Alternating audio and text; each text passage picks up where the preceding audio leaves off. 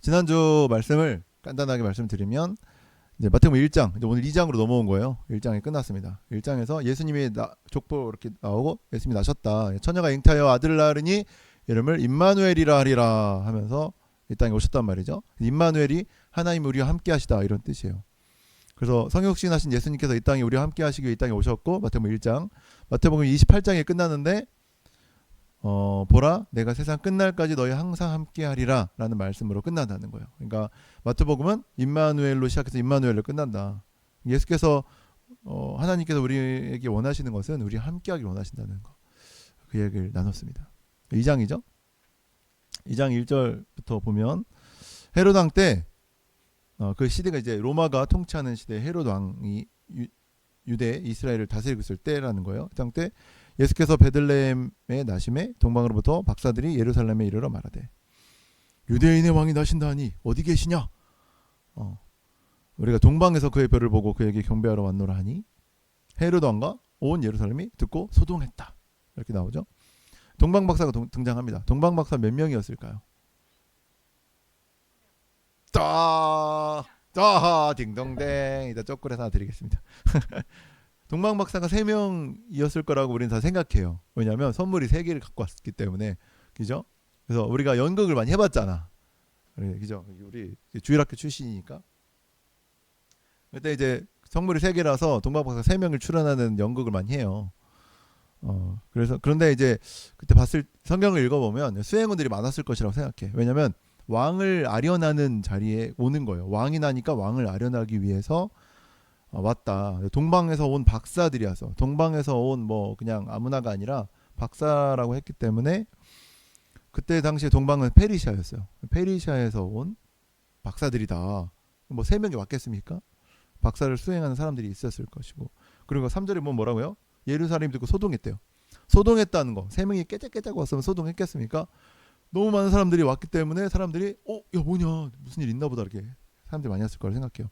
이 박사라는 원어가 마고스라는 뜻인데 신약에서는 점쟁이, 마술사 이런 식으로 좀 부정적인 느낌으로 번역을 했지만 사실 국가기관의 천문학자였다는 거예요. 천문학자. 그것도 왕의 가장 근거리에서 천문학을 가지고 해, 달, 별을 가지고 그것의 움직임을 보면서 이 나라의 길흉을 좀 점을 봤던, 길흉을 따져봤던 사람들이었다는 것입니다. 그래서 그것들이 적극적으로 정책에 반영이 됐다는 거예요. 앞으로 어떻게 되겠냐? 뭐 없어요. 그러니까 해, 달, 별 보고 그것을 판단했던 것입니다. 창세기 보면 하나님께서 세상을 창조하실 때 넷째 날에 해, 달, 별을 만드셨잖아요. 해, 달, 별을 만드시고 이것을 징표다 이렇게 하셨어요. 징표다. 그래서 날에 대한 징표, 1년에 대한 징표, 계절에 대한 징표, 이런 징표로 해달별을 만드셨다고 성경에서 기록하고 있어요. 그러니까 사람들은 이 세상의 미래에 대해서, 지금 현상에 대해서 의지할 게 없으니까 해달별을 가지고 신의 뜻을 알기 위해 관찰을 했다는 것입니다. 창조과학 들어봤어요? 창조과학 들어보신 분? 들어보셨죠? 들어봤죠? 창조과학 들어는 봤죠? 진화론, 세상의 진화론 때문에 난리가 났잖아. 그러니까 하나님께서 세상을 창조하셨다. 창조를 우리가 과학적으로 밝혀보자. 조사해보자. 이게 창조과학 협회라는 데가 있는데 많은 박사님들이 이제 거기에 소속돼서 그런 일들을 하십니다. 창조과학에서 뭘 했냐면 이 예수님께서 이 땅에 오셨을 때 별을 보고 왔다 그랬잖아. 별. 그러면 이 별을 한번 알아보자. 2000년 전으로 이 별자리를 뒤로 돌려보자. 이렇게 했다는 거예요. 그러면 2000년 전에 유대에 특별한 별이 있었냐? 그게 있었으면 진짜 그 별이 있었고 예수님이 이렇게 동방박사 그걸 보고 온 게 아니겠냐? 이걸 한번 해보고 싶었던 겁니다. 과학적으로 밝혀보자. 자, 그럼 지구는 태양의 주위를 1년에 몇 바퀴 돌아요? 기가 막히네. 한 번 도니까 1년이죠. 1년에 이렇게 그럴 수 있어요. 이게 그 태양계라는 거 알죠? 수금지와 목토천해. 명왕성 빠졌죠? 그죠? 명왕성 왜 빠졌냐면 명왕성 말고도 이 태양 주위를 주기적으로 도는 별들이 너무 많은 거야. 그러니까 누구를 세울까 하다가 그냥 다 빼버려. 그래서 빠진 거고, 수금지와는 아주 작은 성이에요. 작은 별이고 목토천해는 엄청 큰 별입니다. 어. 근데 목성이에요. 소금지와 빼고 이제 소금지와 목성이 11년에 한 번 태양을 돌아요. 그러니까 태양을 한 번 도는데 11년이 걸리는 거지. 지구는 한 번 가까이 있으니까 한 번 쫙 도는데 천천히 돌아가지고 멀리 있으니까 11년이 걸리는 거예요. 토죠? 토성은 30년마다 한 바퀴 돌아요. 그러면 대충 따져보면은 목성이 돌고 토성이 돌 때 둘이 만나는 지점이 한 번은 지금 있잖아요. 그게 20년마다 한 번씩 만난다는 거죠.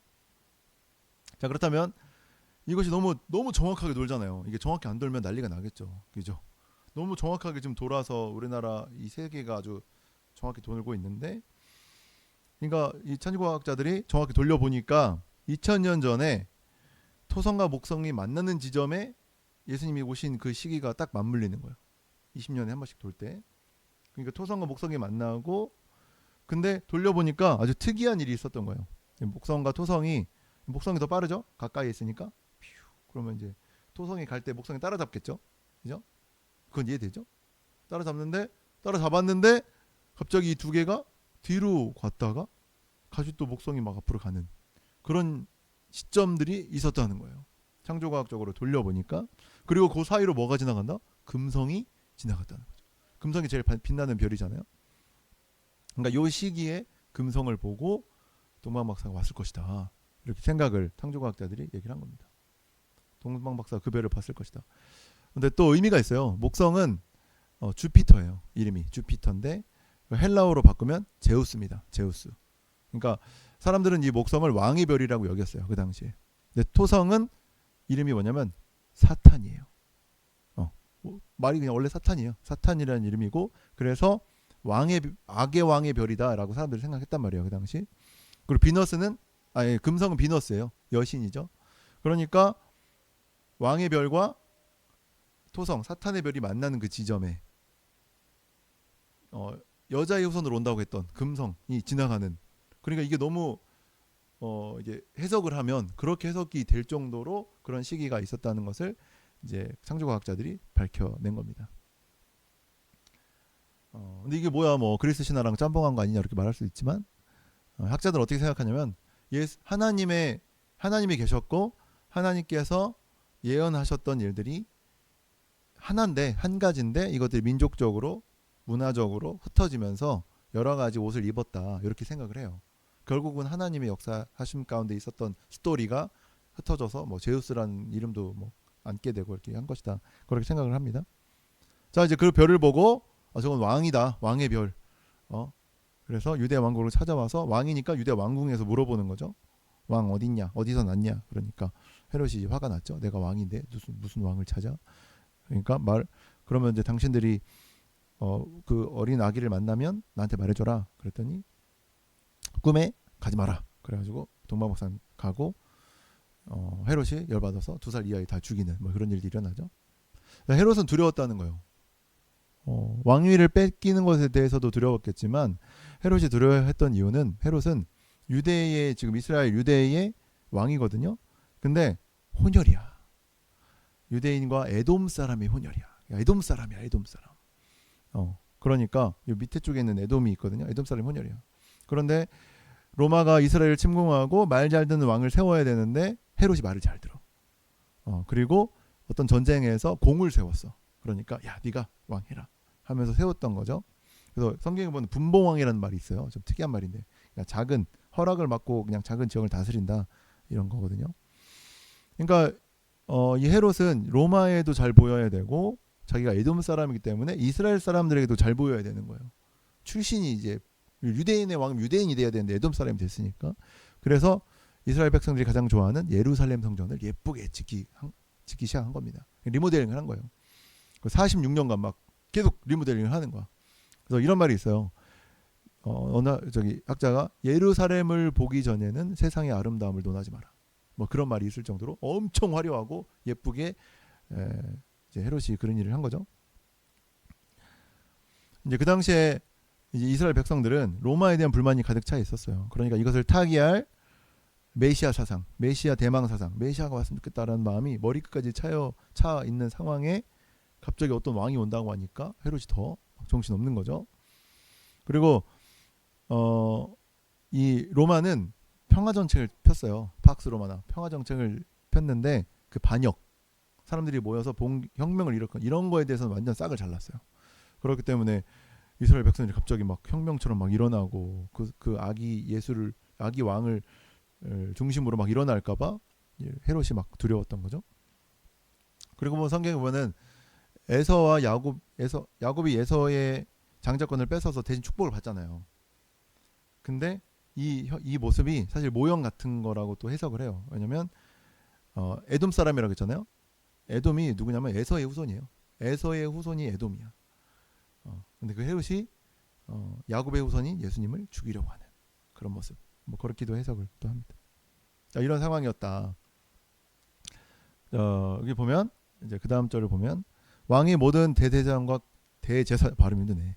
대제사장과 백성의 서기관들을 모아 그리스도가 어디서 났겠냐 물어는 거예요.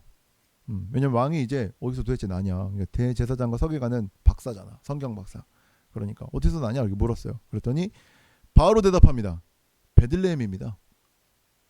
선지자에 기록된 바 온 유대와 베들레헴아 너는 유대 고을 중에 가장 작지 아니하노다. 내게서 한 다스린 자가 나와서 내 백성 이스라엘 목자가 되리라 하였음이니라. 성경 박사인 이 대제사장과 서기관들은 예수님이 왕이 어디서 올지 알고 있었다는 거죠. 베들레헴에서 날 것이다. 자, 그럼 페르시아의 박사들은 어떻게 이런 마음을 가지고 온 거냐? 그냥 별이면 그냥 별이지.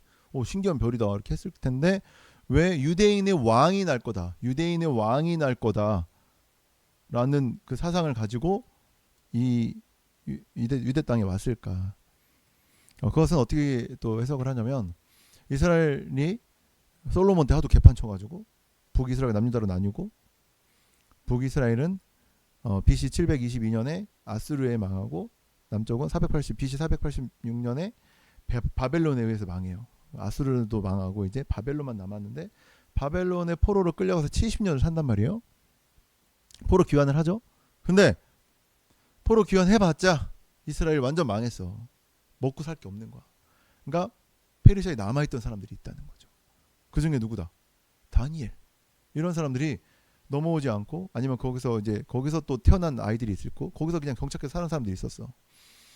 그 당시에 이제 왕이 느부갓네살 왕인데 꿈을 꿨네. 근데 기억이 안 나. 그래서 박사들을 부릅니다. 맞죠? 그런 꿈과 이런 걸 회몽하는 박사들 뭐 이런 사람들을 잘 모아가지고 내가 무슨 꿈을 꿨냐 물어보는 거야. 제가 어제 무슨 꿈 꿨을까요, 여러분? 이런 반응이 오는 거지. 뭐? 이렇게 했다가 그래도 맞춰봐라. 모르겠습니다. 별짓 다 했겠지. 막 주술도 하고 굿도 하고 뭐 요즘 말로 했겠지만 모르는 거야. 모르겠습니다. 그랬더니 다 죽여라 그런 거야. 그때 다니엘이 짜자 나타나가지고 제가 알아보겠습니다. 하고 다니엘과 세 친구들을 모여서 기도합니다. 하나님, 도대체 이게 무슨 일입니까? 그때 하나님 꿈에서 나타나서 말씀해 주시는 거예요. 무슨 일이다? 이 꿈을 꿉니다. 이 꿈이었다. 그래서 앞으로 제국이 이런 제국들이 나타날 건데 어떻게 될 것이고 나중에는 뜨인 돌이 나타나서 이 제국들을 무너뜨릴 것이다 라는. 그래서 이 금신상을 봐요. 머리랑 가슴, 배, 다리, 발이 다 다른 모양이잖아요. 근데 이런 꿈을 꿨는데 그 꿈에 결국은 뜨인 돌이 나타나서 이 마지막 세대를 부셔버릴 것이다 라는 꿈을 꾸는 거야.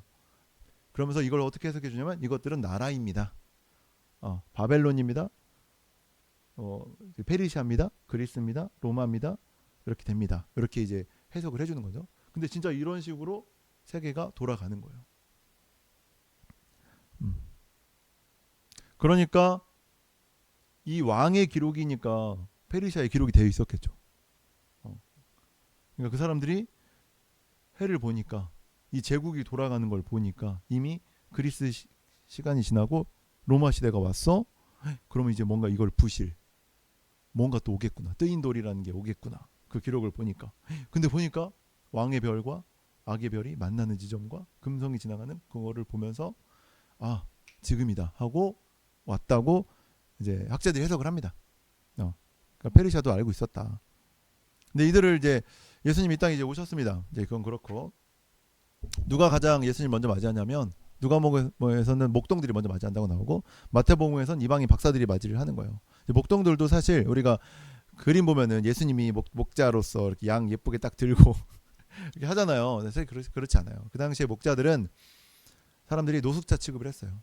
더럽고 광야에서 막 며칠간 살고 하니까. 그리고 사기꾼이라는 그 이미지가 있었어요. 왜냐하면 그 당시에는 그 양을 마을 사람들의 양을 그 목자들이 한 번에 같이 기르기 때문에 이제 광야로 이제 풀을 먹이러 갑니다. 그럼 새끼를 낳죠? 그럼 몰래 숨겨놔. 그래서 다시 들어와. 그 내 양이 되는 거야. 그런 사기꾼의 이미지, 더러운 이미지, 노숙자 이미지가 목동의 이미지예요. 그러니까 이런 자들에게 예수님께서 처음 나타나셨다는 거죠. 그러니까 성경이 말하는 게 뭐다? 앞으로 이런 일이 일어날 것이다. 소외되고 가난하고 병든 자 이들에게 보이실 것이다. 라는 의미를 나타내는 거예요. 베들레헴에 나셨다고 했어요. 베들레헴의 성경에서 몇 가지 사건들이 있습니다. 에서와 야곱이 있는데 계속 나오네. 야곱이 이제 팥죽 이렇게 해가지고 축복받고 도망가요.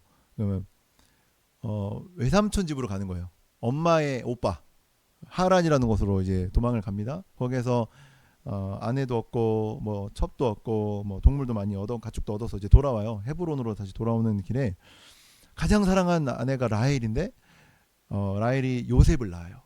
그렇죠? 그리고 이제 근데 오는 길목에 라헬이 둘째를 낳아요.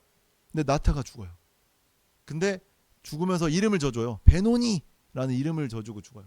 고통이란 뜻입니다. 그러니까 어떻게 아들 이름을 고통이라고 짓냐. 그러고 이제 죽어요. 그랬더니 야곱은 뭐라고 부르냐면 베냐민이다. 오른손의 아들이다. 오른손의 아들. 거기서 이제 오른손이 정의, 뭐 승리 이런 걸 뜻하거든요. 승리의 아들이다. 이렇게 이제 이름을 바꿔서 부르죠. 또 왜 베들레헴이 나오냐면 그리고 거기에서 이제 아내를 묻어줬는데 거기가 베들레헴이에요. 베들레헴에 묻어주는 거죠. 아내를. 그리고 베들레헴이 또 뭐가 있냐면 룻과 보아스가 있어요. 룻기 있잖아요. 거기 룻과 보아스. 이것은 뭐냐면 보아스가 모압 이방 여인을 은혜로 또 긍휼함으로 사랑으로 품어서 하나님 백성이 되게 했던 장소죠. 이방 여인을 품었던 장소. 또 그의 아들이 오벳 2세 다윗 왕이 나왔던 장소이기도 합니다. 베들레헴. 마지막으로 베들레헴의 이름의 뜻이 중요해요. 베트가 집이란 뜻이에요. 베트. 편하게 앉으세요. 여러분. 누우셔도 됩니다. 이스라엘식으로. 이스라엘 약간 이렇게 비스듬히 누워서 밥을 먹거든요. 불편할까봐. 왜냐면 이게 우리가 의자 생활하다가 바닥 생활하면 좀 힘들잖아. 그러니까 다리 뻗고 편하게 하셔도 돼요. 이렇게 이 자세 편하게 하시고 편하게 하세요. 그 베트가 집이란 뜻이에요. 그리고 베다니 하면 아니가 가난한 이런 뜻이거든요. 베다니 가난한 동네야. 거기에 누가 있었어요? 마리아, 마르다, 나사로가 있었죠. 예수님이 베다니에 자주 가셨거든요. 또 뭐 베델 들어봤죠? 베델? 엘은 하나님이니까 베델 하나님의 집이야. 베델. 그러면 이거 베들레헴이야. 베트레헴이거든요. 레헴이 빵이에요. 빵집이에요.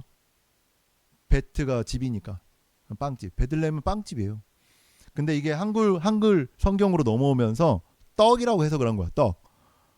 왜냐면 거기는 브레드, 영어는 다 브레드야. 근데 우리나라는 브레드가 아니잖아. 떡이잖아. 그러니까 난 생명의 떡이다 이렇게 했는데 사실 빵이 가까워. 생명의 빵이 좀 가까운데. 근데 생명의 떡이신 예수님께서 말규에 오신 거예요. 밥그릇에 오신 거지. 그리고 뭐래요? 이 떡은 너희를 위한 나의 몸이다. 이렇게 말씀하시는 거지.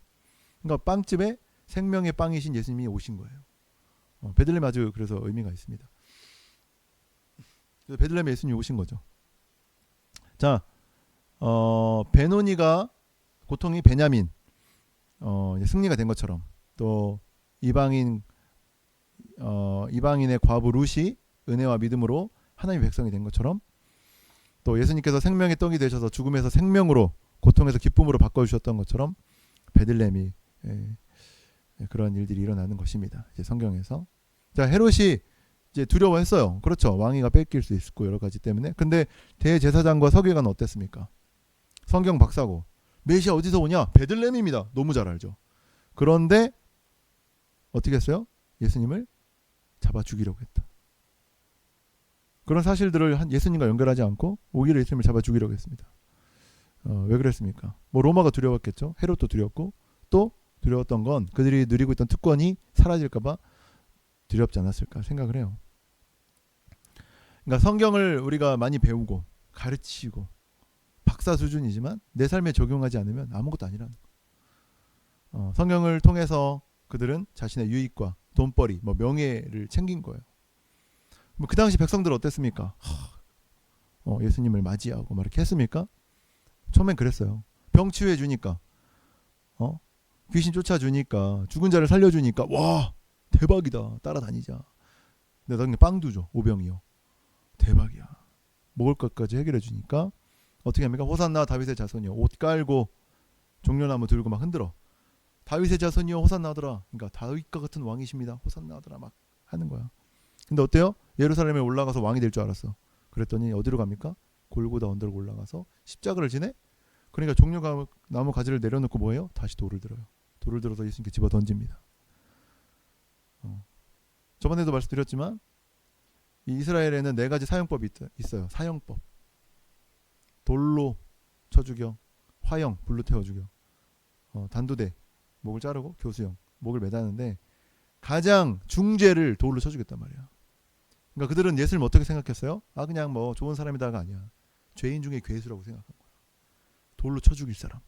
좀 전에는 막 찬양하다가 예수님을 환영받지 못했다는 것입니다. 왜 그래요? 넌 내 스타일 아니니까.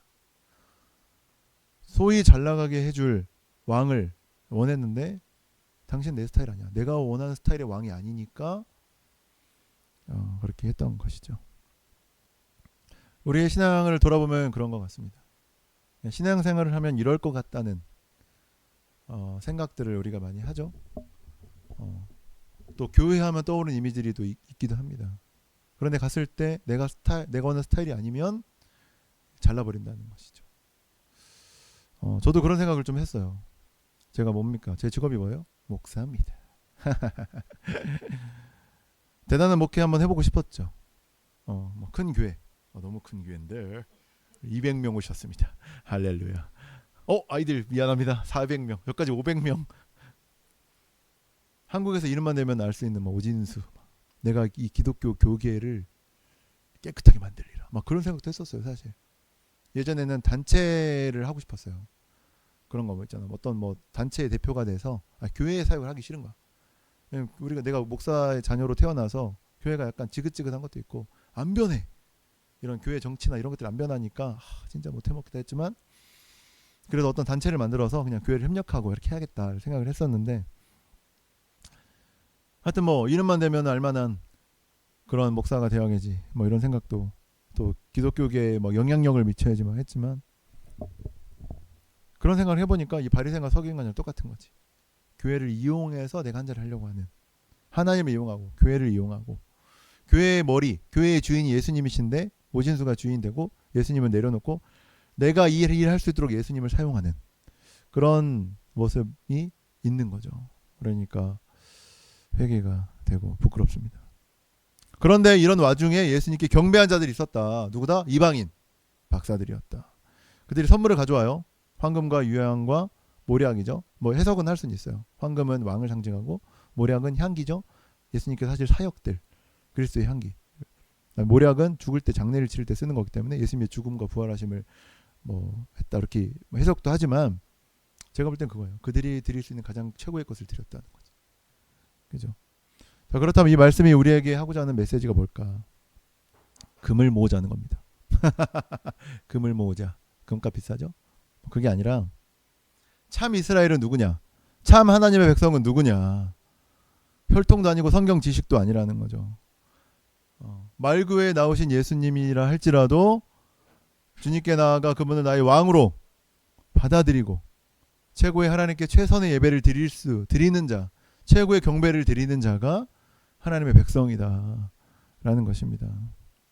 여러분 우리가 예배를 드리지 못할 이유가 10,000가지가 넘죠. 관계, 건강, 시간, 뭐 하고자 하는 것들. 또 요즘 같은 경우는 불편함. 요즘에는 진짜 돈보다 불편하는 걸 더 싫어해. 돈 없는 건 참아. 근데 불편한 건 못 참아. 약간 그런 세대가 된 것 같아요. 저녁 시간이 없는 거 못 참아. 돈을 돈을 덜 받더라도 저녁 시간이 있는 삶이다. 막 이런 시대가 돼버렸죠. 불편함을 못 참죠. 그런데 이 만 가지를 넘어서는 예배해야 되는 한 가지 이유가 있다. 뭡니까? 뭐죠? 나를 위해 죽어주셨다는 거. 너무 뻔한 대답입니까? 그럼 이렇게 얘기해 볼까요? 여러분, 우리는 곧 죽습니다. 죽음 이후의 세상을 준비하지 않고 있는 것이죠. 짧은 이 세상이 마지막인 것처럼 사는 것입니다. 하지만 예수 그리스도를 통해서 예수님만이 우리 죽음 이후의 영원한 삶, 영원한 고통에서 해방시켜 주실 수 있는 분이시기 때문입니다. 삶의 끝이 있다는 것이죠. 올 때는 순서가 있지만 갈 때는 순서가 없다. 죽기까지 나를 사랑하신 예수님으로 인하여 우리가 예배해야 한다는 거, 이 사실을 기억하시기 바랍니다. 사랑하는 여러분, 왕으로 오신 예수님을 맞이하는 저와 여러분이 되시길 축원합니다. 그분을 따라갈 때 어둠에서 빛으로, 또 절망에서 소망으로 우리를 인도하실 줄 믿습니다. 아멘.